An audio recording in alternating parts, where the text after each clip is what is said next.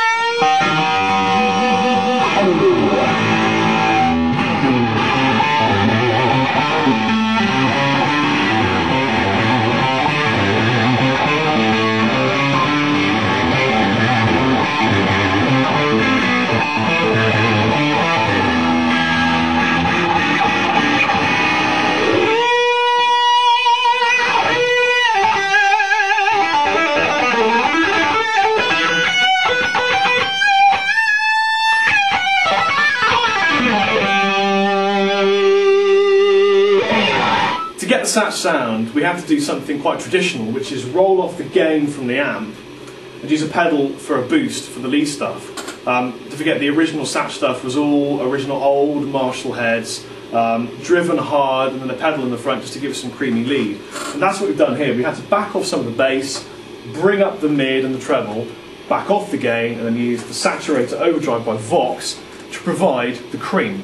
And it worked really, really well. Because Joe really essentially used and uses hot-rodded Marshalls, well, he uses PV now, but he also uses Marshall and Chickenfoot. What we were looking for really was something like a JVM, but within the budget it was really hard to get that. Now, because the Jet City is based on a Soldano design, and Soldanos are really hot-rodded Marshall types, this worked. And we wish we'd found it earlier, because we spent hours and hours trying to find the tone that would work, and finally we did. We were about to try the HT5 by Blackstar, and I think for a crack we're going to do that anyway. So as promised, since we bought it up anyway, we're using the Blackstar HT5 combo. Now, we've just nailed the Satch tone yet again. I would say this is possibly even more authentic, and we didn't even need the saturator pedal by Vox. So we discarded this, we're just using the overdrive from the amplifier. And we thought, since we've got some spare budget, why not whack in an awesome Electro Harmonics Cathedral reverb, so you get this kind of beautiful...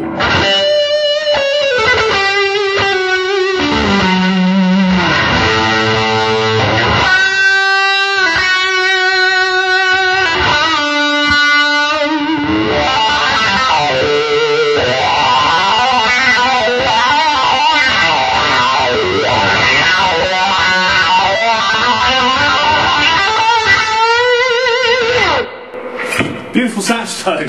I mean, what a great sounding amplifier. Here's the thing though, it's 5 watts. So if you're a gigger and you've got to play at volume and rehearse with a band, I know you can do it with the Black Star because you can mic it up, but this beautiful little 20 watt head would do the job possibly more practically than a 5 watt combo.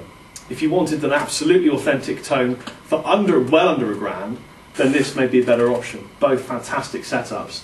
Took us a while to find them, but we got there in the end at Andertons in Guildford.